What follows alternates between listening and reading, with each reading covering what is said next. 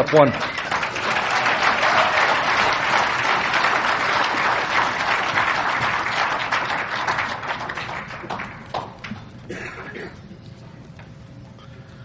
Good evening, I'm Billy, I'm an alcoholic.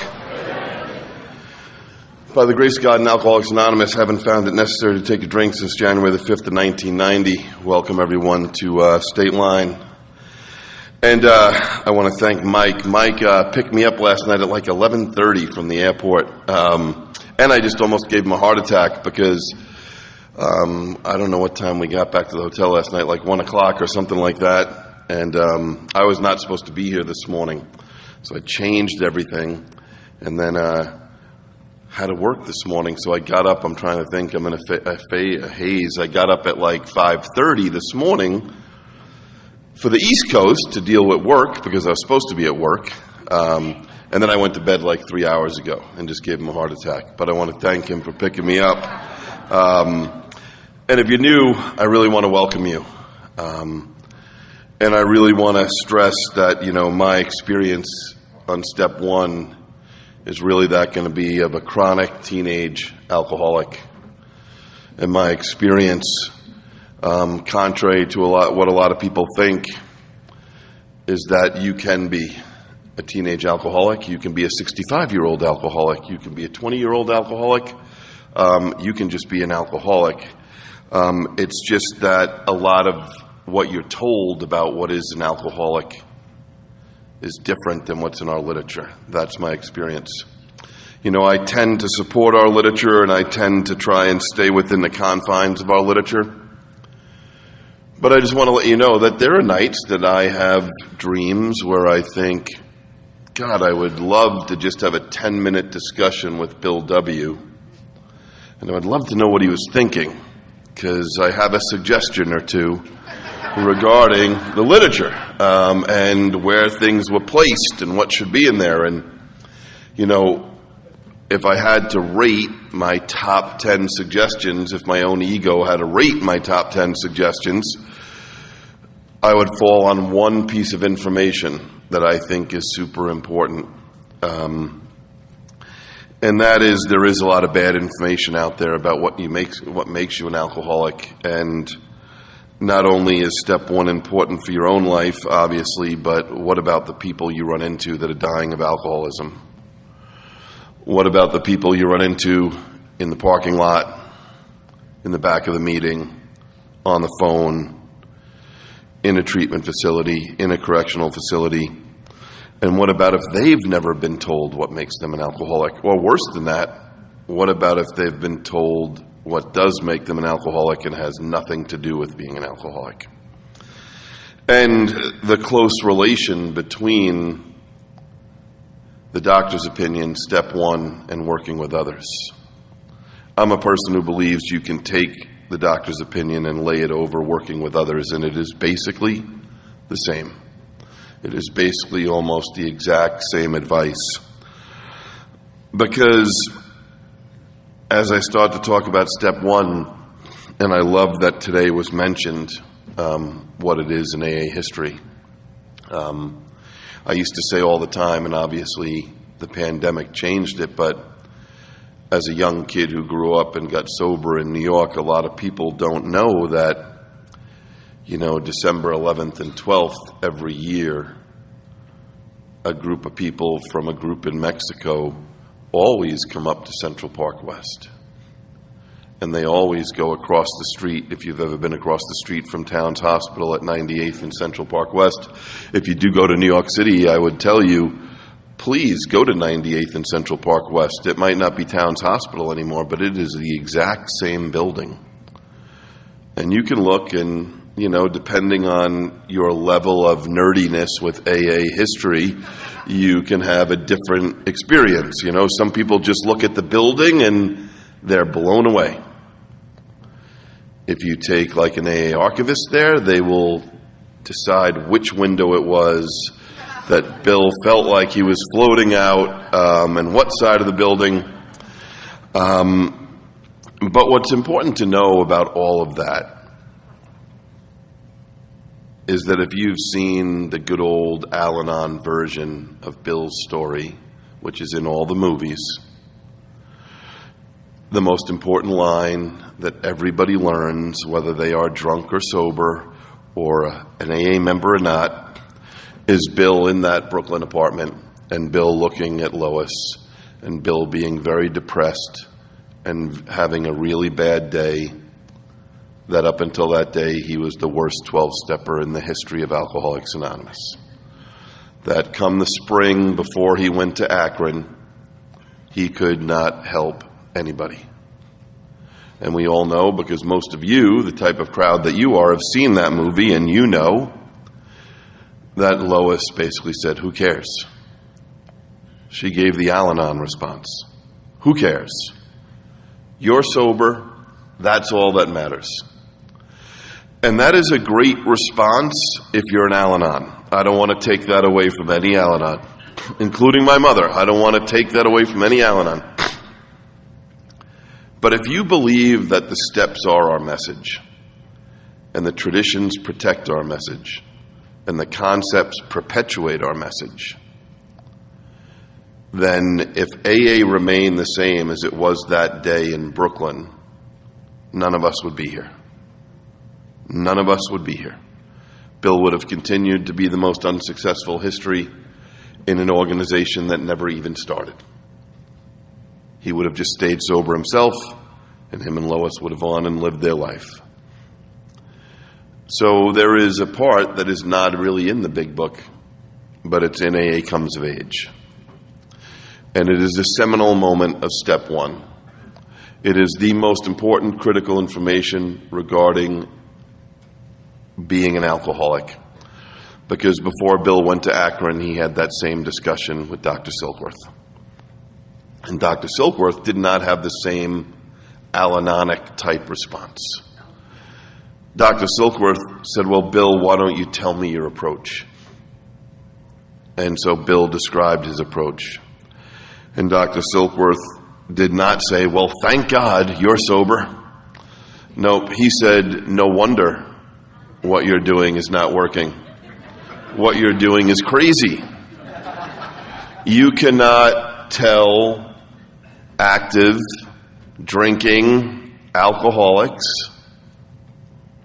that you were in a hospital room and God came in the window on the 3rd floor and you felt like you were floating on a cloud of air, like with the clouds and the angels." You can't be saying that. They're not going to listen to you. You have to focus on one thing only: the medical estimate of alcoholism. Period. The medical estimate of alcoholism. And when you think about, if you believe in seconds and inches, if you think about what would have happened if that discussion never happened when Bill went to Akron, it's really something that would hurt your brain if you're an alcoholic and your life depends on Alcoholics Anonymous. Because when Bill went to that gatehouse in Akron and met with Dr. Bob in many talks and many places that he's referred to in history, was only supposed to give this guy from New York a couple of minutes. But yet that couple of minutes lasted a lot longer. And Bill did what Dr. Silkworth told him to do. He focused on the medical estimate of alcoholism. And the Me Too moment happened. And it's all about what step one, Me Too. It's all about the ability of a sponsor or somebody in AA working with a new person, helping that person get to Me Too, the medical estimate of alcoholism. Because, you know, I say it all the time, I work with a lot of people at work. And when you work with a lot of people and you've worked for a lot of years, you get to know people. And the one thing I've found out about people is everybody has a cross to bear. Every family has somebody like me. Every family, whether it's an uncle, an aunt, a father, a sister. It might not be alcoholism, but every family has their challenges. And everybody has their problems.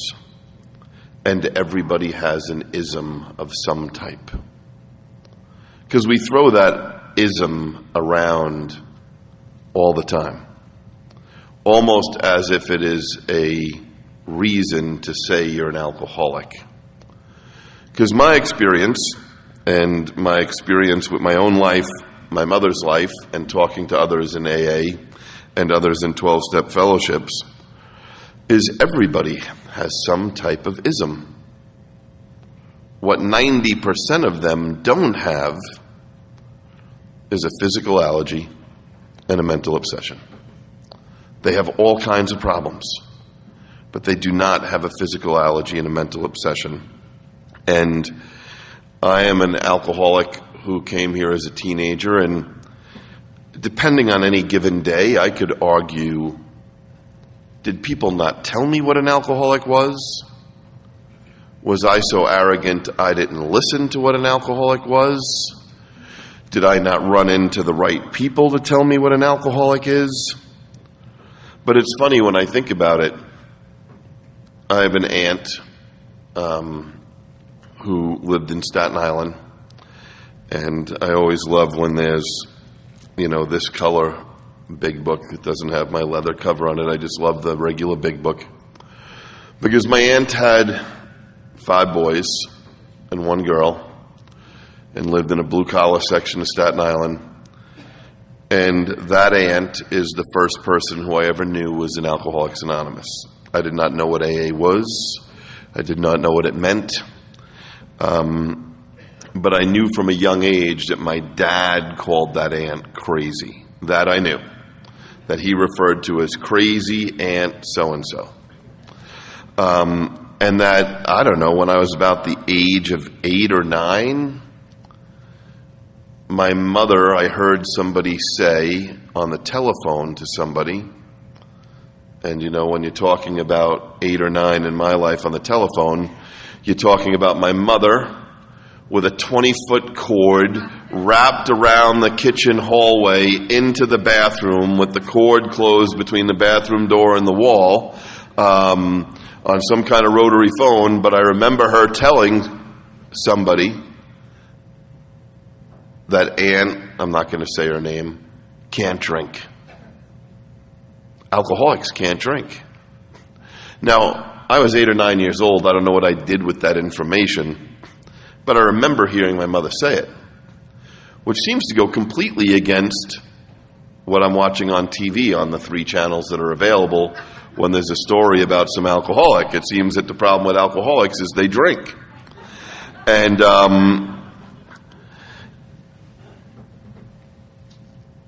my dad died of this disease.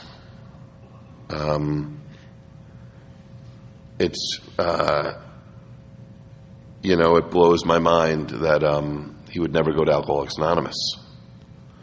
To him, AA was for quitters and losers. That's what he believed. I have to honor what he believed. But he was a firsthand expression of this illness to me, and I buried him when I was 10 years sober. But I watched somebody die of this disease in front of me. I watched a man who was 63 and looked 93 in his casket. I watched a man who was legally blind because he was diabetic, and when told that he had a choice to not see or stop drinking, he chose to see if he could do both. He was a person who stubbed his toe while on a trip on a beach and wound up having that toe amputated, and was told by a doctor that if he didn't stop drinking with his diabetes, he would have severe medical ramifications. And unfortunately, they just weren't all at once. The kind of alcoholics, the kind of people that we are, he went 1 toe, 2 toes, half a foot, below his ankle, below his knee. So he sat in his casket, legally blind, half his leg on his left side, looking 30 years older than he was, but definitely not an alcoholic. Definitely not an alcoholic in his eyes. And sometimes we focus so much, I think, or I did because I didn't know better. What makes me an alcoholic? Well, I fight with a lot of bouncers. You know, I don't know if it's bouncers have a thing against me. I don't know why that is, but there must be something to this fighting with bouncers and being an alcoholic. Why are you an alcoholic? I don't know. I am not doing well in school. It's not that I actually don't do well in school. It's that I don't make it to school a lot. I have a difficult time actually going there, and then when I go there, I don't go to class. So I've figured out that it's two parts to this school thing. There's actually going, and there's going to class. Or I could tell you, well, I have a lot of DWIs. That makes me an alcoholic. And you could go on and on. Or I could tell you that when I go to a sporting event, I get tired of turning around and looking to my right. And I get tired of seeing like 10 guys who are all wearing yellow windbreakers. And they're talking to somebody. And that person is pointing at me. And then the next thing I know, they're coming to have a discussion with me. And I don't get to see the end of the game I'm at or the end of the concert I'm at. Like, I could go on a long rant about how those things might make me an alcoholic, but the truth is, and this is, I think, the part where maybe I've failed the most, is that happens to a lot of people who are not alcoholic. And that's what we need to get across in our individual lives to the newcomer, is that none of that is limited to alcoholics. Bill W. said in 1961 in a talk that doing stupid things is not limited to us. That all people who get drunk do stupid things. It's a byproduct of getting drunk. And the drunker you get, the stupider sometimes those things get. But that's not what makes us an alcoholic. And, you know, I don't want to steal anyone else's thunder, but the relation between step 1 and step 2 is often not talked about enough. Because when you're talking about a teenage boy or then a boy in his young 20s who comes into Alcoholics Anonymous, what do I want to focus on? Well, I want to combine step 1 and step 2. And not only do I want to tell you what I do, but then I want to tell you how insane I am. Except the only insanity I talk about is all the insane things I do while drinking. And no one told me, oh no, Billy, all alcoholics do stupid things while drinking and insane things while drinking. That has nothing to do with the insanity that we're talking about. It took me till I met Joe and Charlie in 1993 until I really, really realized the insanity that they were talking about.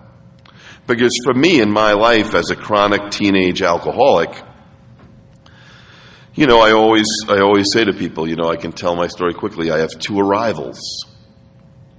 You know, I don't know who this guy Bill W. was, and I didn't read the big book a lot between ages 14 and 23. In fact, if I saw you get out of your car with a big book, I would run away from you. I would know you're one of the, like, AA Taliban. You're like one of these lunatics who brings their own book to a meeting, who doesn't, you know, I know the meeting has books. I know there are books here. You don't need to show off and get out of your car, and you don't need to bring those highlighters and that dictionary and whatever else kind of ridiculous stuff people like you bring.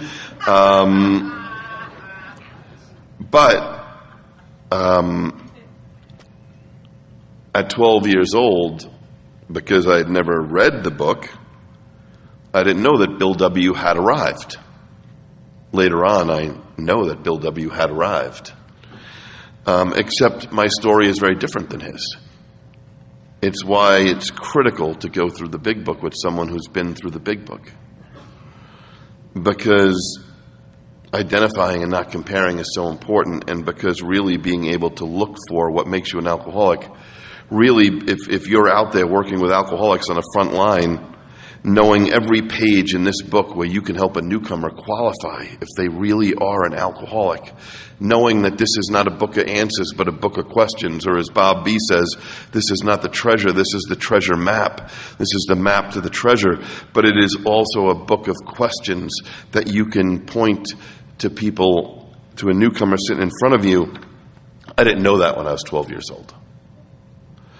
You know, and even when I did know that, this guy is Bill W. He's a New Englander. He's a Red Sox fan. He went to a prep school. I'm a kid from Irish Catholic New York who went to public school, and but I had arrived. I just didn't know I arrived. See, I arrived in the woods. I arrived because, as I say often, two things make you an alcoholic: the physical allergy and the mental obsession. But as I said this morning, there's a lot of other human tendencies that a lot of us seem to have in common. It doesn't make us an alcoholic, but I sure do run across it a lot. I'll tell you a couple for me. If you tell me not to go somewhere, I have to go there. Okay? Just put that right out there. If you tell me not to hang out with a particular person, I know that person is the most fun person I'm ever going to meet in my life. Those two things right away. Don't go there, I need to go there. Don't hang out with that person, I'm going to love that person. Well, for me, that was the woods and the kids who hung out in the woods. And my mother told me, don't hang out in the woods and don't go to the woods. But finally, one of those older kids invited me to the woods. And when I went to the woods, you know, I say it all the time, there were 4 things there that changed my life. There was a bonfire. I'd never been to a bonfire before. There was loud, heavy metal music. There was Black Sabbath and Led Zeppelin and even some country rock, Molly Hatchet and Pink Floyd. And we're talking the 70s, so the age of the big, big boom box that always one kid in every group carried around, like 8 D-cell battery boom box, you know? That was in the woods.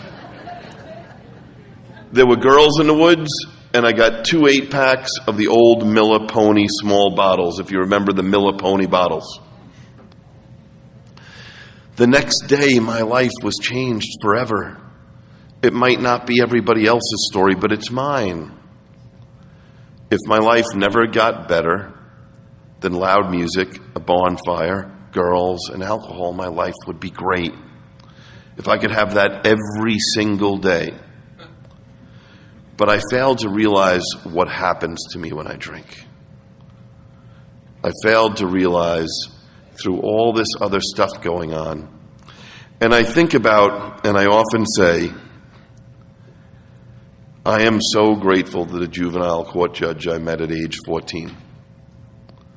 And if you're out there talking to members of your community or talking to treatment centers or counselors or rabbis or priests or the type of people that commonly come into contact with people like us, I don't know who I owe a big thanks to. I wish I could find that man or woman.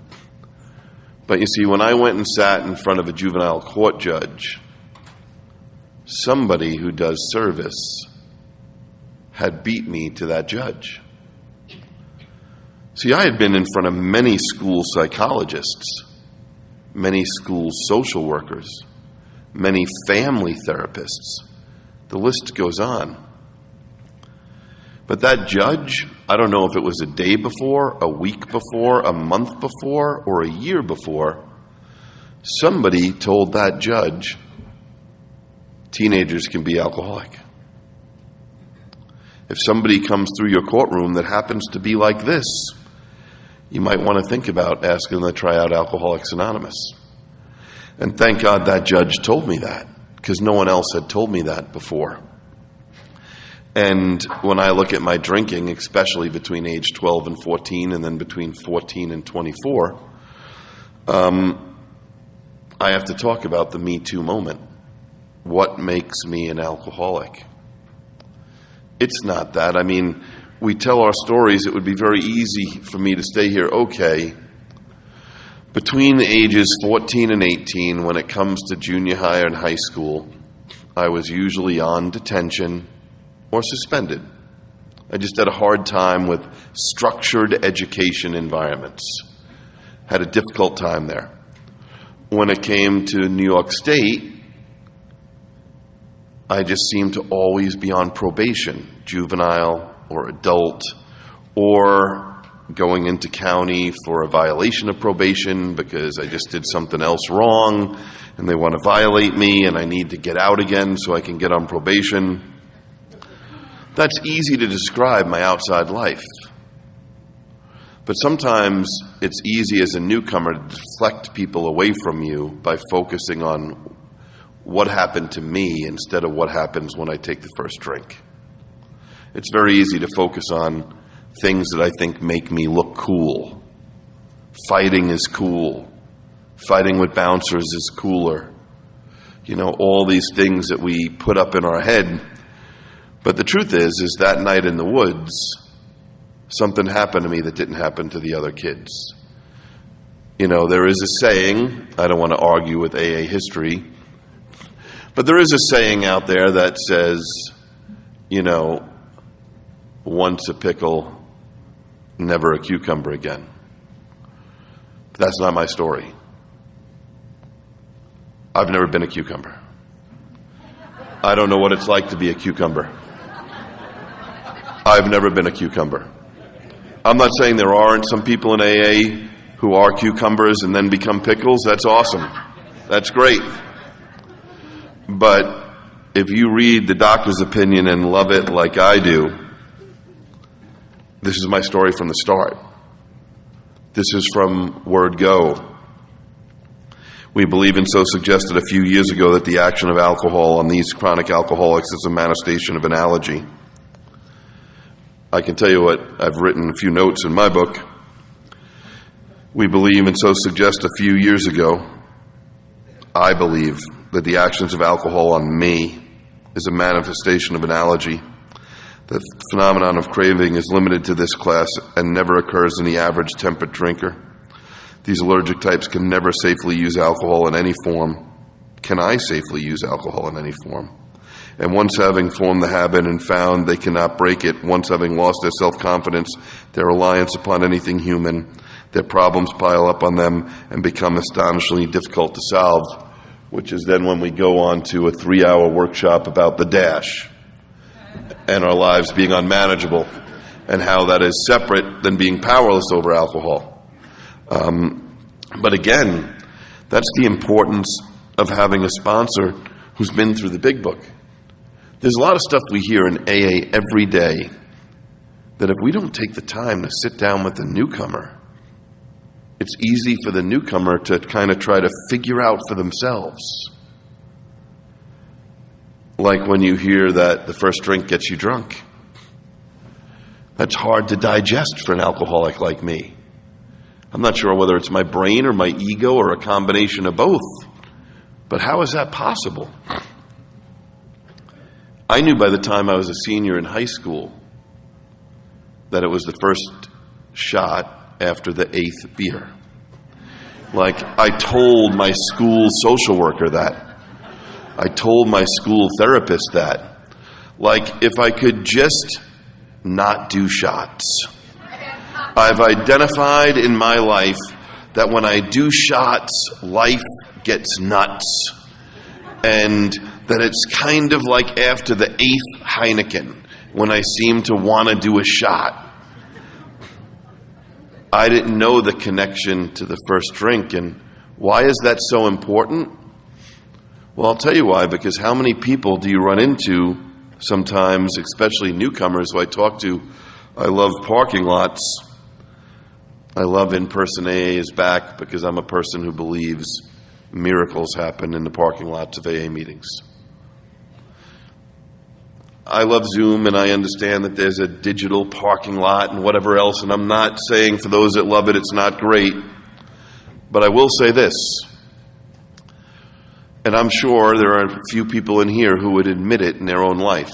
I would in mine. You can tell me later on if you would admit it in yours.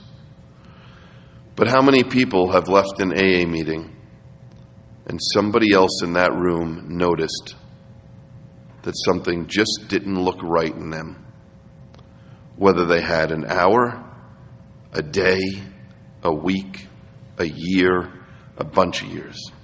How many people have left an AA meeting in person, minding their own business, walking out to the car, and someone from 10 feet away said, "Hey, how you doing?" Or, "What's up?" Or, "Something looks wrong." There's thousands of people in Alcoholics Anonymous whose lives have been saved in parking lots, where that simple one-on-one interaction has led to going through the big book with somebody else. And when you go through the big book, and when you sit down and talk to someone new, often they're like me, who have never really talked about the physical allergy or the mental obsession. No one's really talked about it. What makes you an alcoholic? Oh, I get arrested a lot. Well, that, believe it or not, doesn't make you an alcoholic. What makes you an alcoholic? Oh, I suffer from the ism. Well, believe it or not, that doesn't make you an alcoholic. What makes me an alcoholic, and looking back at my teenage years, and why I have never been a cucumber, is that once I drink, I have to keep drinking. I have to keep going. My body will not let me stop. And when you look at Dr. Bob and his interaction with Bill in that gatehouse in Akron, what did Dr. Bob say? Boy, this is the first person I've ever talked to who has described what happens to them when they drink is exactly what happens to me. And Dr. Silkworth, and God bless the early members of Akron, it's a collision that occurred. It's a step one collision that occurred in 1935. The solution of the Oxford group collided head-on with the problem that Dr. Silkworth identified.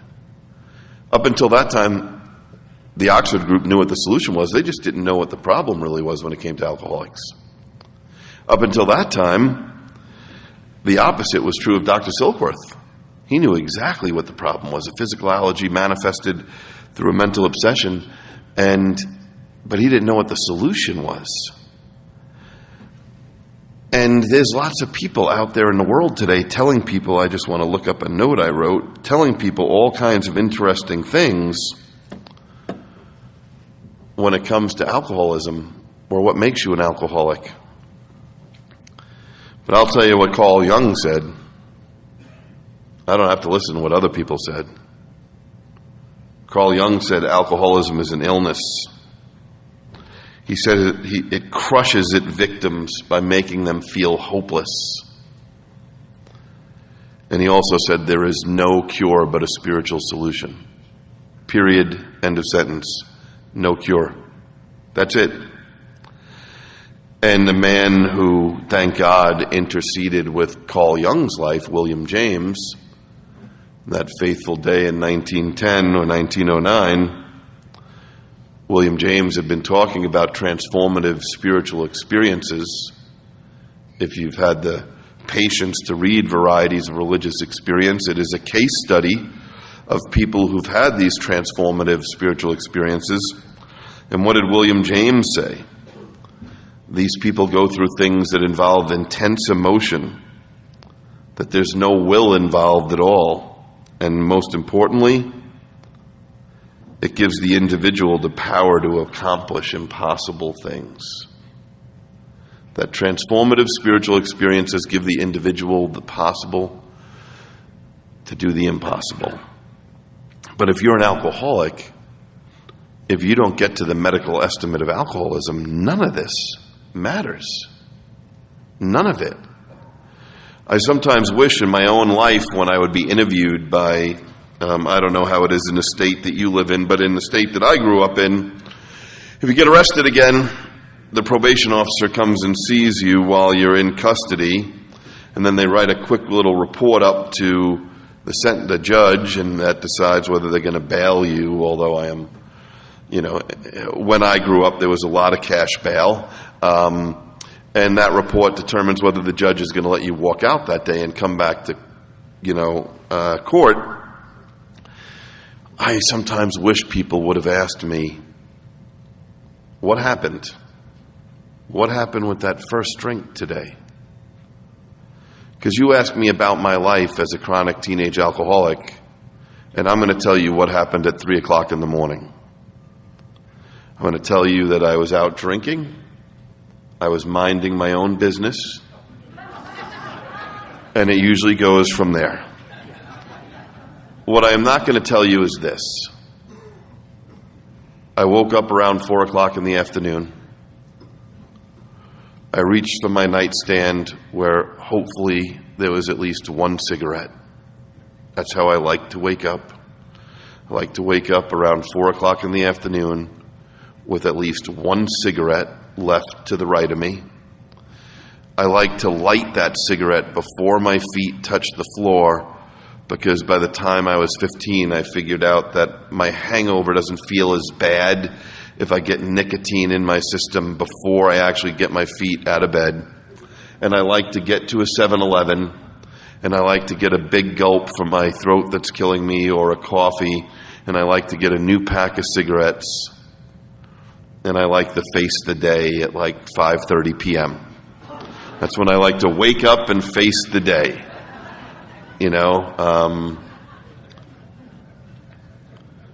But I didn't know that when I started to feel uncomfortable in my own skin, that was my mental obsession.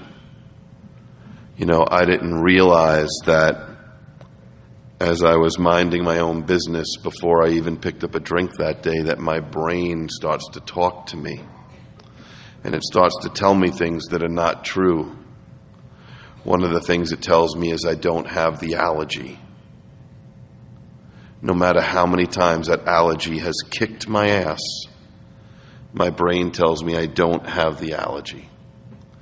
And because I'm dealing with the consequences of the night before and the week before, I'm uncomfortable in my own skin. And my brain tells me I just need to have one or a couple of drinks. I think sometimes,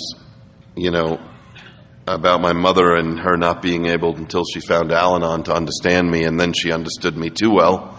Then she realized everything I said was just a lie, and that she had no control over my alcoholism. But it's hard when I think about it that at 17 years old, my only wish in life was that a six-pack was as magical to me as it seemed to be to everyone else. How come everybody else I know, their life is fine if they just have one six-pack on Saturday night? You know what I've learned today? Those people are fine with like 2.5 beers. But I thought it was a six-pack. I just wanted to be one of those people who could have a six-pack. Or what about one of those people who can have it's your birthday and the bartender makes one tumbler of mudslides and pours one mudslide for each of the 6 people there. I don't know. Or maybe one melon ball. I'm just going to have 3 beers and 1 melon ball. Or tonight I'm just going to have 2 beers and 1 fuzzy navel. Everybody else seems to be able to have just 1 fuzzy navel. How many times did I tell myself between ages 14 and 23 that I could do that? And I can't do it. I am no different medically and physically than other alcoholics who were born differently. My internal alcoholism was not caused by anything external. And it can't be fixed by anything external. And now I kind of understand why certain people, if I think about it, and I would tell any newcomer, if you think about how tragic your life was before you got sober, and all the people who interceded into your life, you will actually be able to come up with 1 or 2 or 3 who are different than the others. I've come up with those 1, 2, or 3. You know why they're different? They knew that a person like me can't drink. They knew what alcoholism was. They knew you could tell me anything and I could tell you anything, but a person like me can't have one drink. So you can put me in a probation office. You can send me to harm reduction school. You can tell me that we're going to try to reduce the harm you cause Billy, and we're going to try to deal with all these other things like, this is why you shouldn't speed, Billy. This is what happens to people who speed. Or, Billy, this is why you shouldn't do this. But not, Billy, someone like you were born differently. You're medically and physically different than your fellows. Only about 10% of the rest of the world has the same problem you do.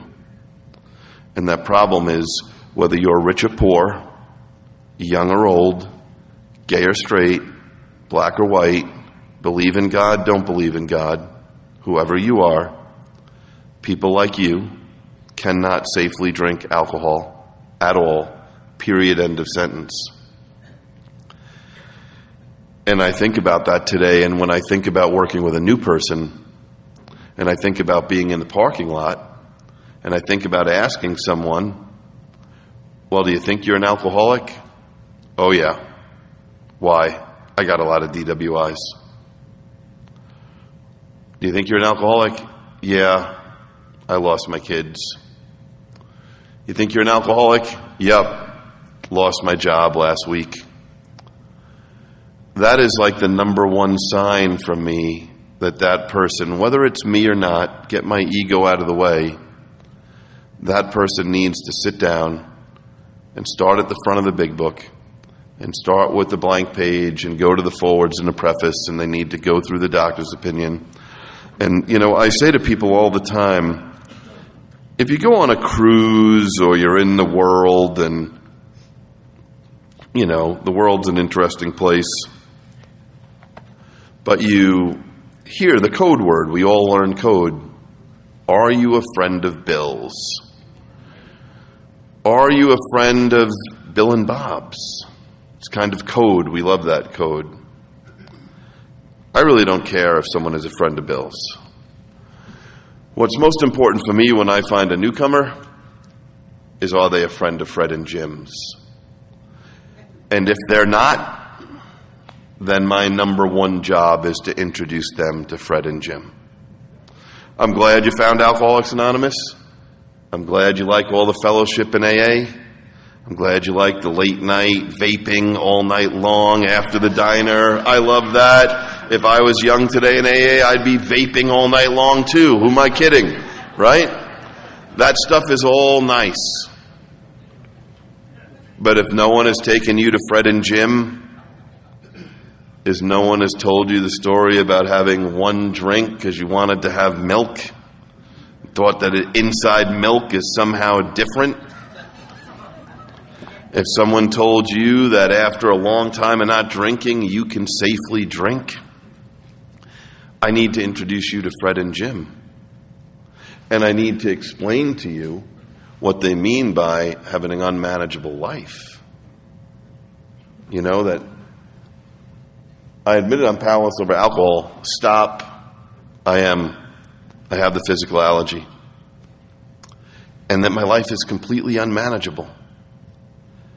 And to make sure that the newcomer knows that I sit down with the newcomer and let them see both sides of that equation. Sometimes we hear people say in AA today, well, I drink and then I do something else. Well, okay. But that's not a manifestation of an allergy to alcohol. That might be something else. But the manifestation of the allergy is that you need to keep drinking. I think step one, my personal opinion, if you've personally taken it, is the greatest asset to working with a newcomer regarding working with others and letting them see in the doctor's opinion what happens. I did not know, and I'm going to, we mentioned Clancy already. I was looking at an old picture of Stateline from way, way back, and there was Tom I in that picture. And, I remember Tom one time saying to me about the power of one drink. One shot, one rum and coke, one beer. Pick your poison. And I remember him explaining to me that the alcoholic ego is such our enemy, because just talk to anybody you meet here today who's been in AA for a while. Chances are, I have a good bet that when you talk to them, you're going to find out that their life is miraculous compared to when they came in. Their life is miraculous. That they've been able to accomplish impossible things. But as Tom would say, the alcoholic ego is your enemy because you can do anything, but you can't take one drink. You're not allowed one single drink. You can become governor. He said, Billy, I became the warden of a maximum correctional facility, and I'm a felon. But I can do that, but I can't have one single drink. Sometimes we go into certain places in AA and we become so rigid. I'm pointing the finger at myself. Sometimes somebody shows us what's in this book and we can't wait to shout it from the rooftop and tell everybody, I'm a recovered member of Alcoholics Anonymous now and I need to save you from AA Light. You're probably going to AA Light. You're probably not going to real AA, and I need to rescue you out of the AA you're going to, and I need to get you, where. And I mean, we can all, I think, if we're honest, a lot of us have gone through certain things like that. Because one of the things that the ego hurts is we like to say certain things from podiums like this that are a death sentence, even though we all laugh about them. For the newcomer, they're a death sentence. The number one offender, if there was a top 10 FBI list of things that are dangerous and deadly, said in Alcoholics Anonymous, is alcohol is only mentioned in the first step. There is nothing more deadly to the newcomer than downplaying the deadliness of alcohol. Now, there are a lot of better speakers than me here all weekend, and they will tell you about the benefits of the other 11 steps, and I'm not doubting that for 1 second. And I'm also not going to doubt that if you don't deal with those other steps, the mental obsession will be in your life every day. I mean, we can cut to the chase on a lot of why we do steps 2 to 12 and why you're supposed to live in 10, 11, and 12. It's to keep the mental obsession away. That the mental obsession is further away when you're living in 10, 11, and 12. But don't tell the newcomer that alcohol is only mentioned in the first step. It's just simply not true. Joe and Charlie would say all the time, if you work the steps off the wall, you have an off-the-wall program. Period. That's their quote, not mine. So when you say alcohol is only mentioned in the first step, you're saying I'm working it off the wall. I've gone to the point now where I'm out of the debating society. I'm following that instruction. And I just go to page 43. I've settled on 43. Maybe you could argue we could get to 45 or 47, but for lack of arguing, I go to 43. And if you start at the beginning of the big book, there's some Roman numerals there, so let's just call it 50 pages. That many pages talk about alcohol and identification as an alcoholic. That's not just alcohol is only mentioned in the first step. That might be true, but the first step in the big book is 50% of the first 104 pages in the 100. Let me just explain that. Because everybody loves a debate, right? There's so many debates. In the big book I have in front of me, there are 103 pages where step 12 ends on page 103 in this 4th edition. If there's Roman numerals before page 43, let's call it 50 pages. Half is focused on identification. That's how important it is to get the newcomer to the Me Too moment. Think about Dr. Bob in our history. Think about that gatehouse. Think about Henrietta Seibling's son was a congressman. Kent might have talked about it today, but one of the great things he did was he read into the congressional record his mother's experience in Alcoholics Anonymous. He thought her involvement in AA was so important that it should be read into the congressional record. So one day he did that. And when you think about Henrietta Seibling and you think about the miracle of Alcoholics Anonymous, and you think about, let me throw another speaker at you, Ken D.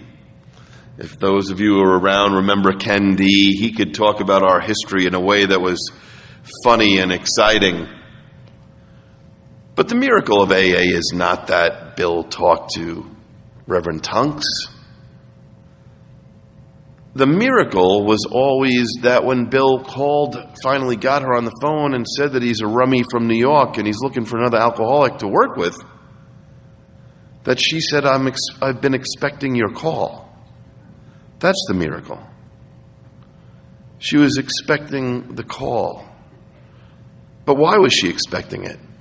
Because she had been in so many meetings of the Oxford group with Dr. Bob, where she heard him talk about his various adventures, I'll call them, when he drank. And how come Dr. Bob, that one day on Mother's Day 1935, his life changed? Why was it that day? And it's according to his own story because of the Me Too moment. Listen, there's a lot of people who get to AA and we come here in all different shapes and sizes. And I know some of you are different shapes and sizes than me. So let's just take a look at a couple of the things behind me as I end here. There are some of you that came here and couldn't wait to believe in a power greater than yourself or already did. I'm not that shape and size. There are others of you who came here who couldn't wait to do a searching and fearless moral inventory. I'm not that shape and size either. There are a couple of others of you who are entirely ready. They couldn't wait to get rid of all your defects. I'm not that shape and size either. And believe it or not, there's some people who come to AA, they can't wait to make amends. Can't wait. And then we get to the really healthy people who come to AA. They can't wait to have a spiritual awakening. Sometimes we forget who comes into AA. Sometimes we want to treat the person with 3 days like they have 30 years. What person that lives the way we do when we drink comes in here and says, you know what, that's going to fit perfectly in this life plan I have going on. It's going to fit perfectly. My experience is, if the person truly is an alcoholic, those 12 things are about as opposite as what runs through their natural DNA as possible. As opposite as possible. So why would somebody like us want to do steps 2 through 12? Why would people like us want to do inventory, want to get rid of our defects, want to make a list of people we harmed, want to make direct amends, and want to live some kind of spiritual life that to me sounds like I'm in a robe in an airport? But why would we want to do that? There's only one reason why people like us will do steps 2 to 12. And that is because you reached the Me Too moment. Because I reached the Me Too moment. Because someone explained the medical estimate of alcoholism to me. Because somebody told me that I suffer from an allergy that will never go away. Because somebody told me that worse than that allergy, I suffer from a mental obsession. And that those two things, I'm not even going to debate twofold versus threefold disease tonight. I think the big book is clear. We have a spiritual solution for a twofold problem. And if you're like me, all I wanted was a couple of drinks to feel better. That's it. If you're like me, life sucks. The probation officer sucks. My mother in Al-Anon is a complete nightmare. Have you ever lived with someone in Al-Anon? Have you ever had them interfere in your daily life? I mean, nothing against, I love the men and women of Al-Anon. If you're in here, I'm your biggest supporter. But God, do you make people need to drink? You know? God, my mother? But what's the problem with that? I can't deal with my mother. She's driving me crazy. I'm going to have one drink. Boom. Physical allergy. The next time you're talking to a newcomer, somebody gave me this advice a long time ago. Newcomers love to talk about their drinking escapades. They love it. Talk about the second drink. Everything other than that is irrelevant. It's all irrelevant. Why did they have a second drink? That's what to focus on when it comes to the first step. And thank God for the great Dr. Silkworth pointing this out to us. So if you're new, welcome to Alcoholics Anonymous.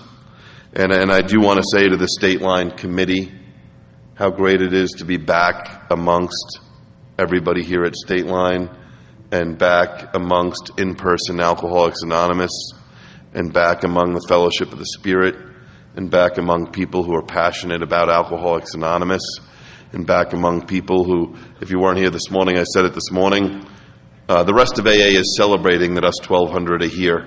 They love this weekend every year. They can't wait for all 1,200 of us to come here so they don't have to listen to us anymore. And our passionate Alcoholics Anonymous routine.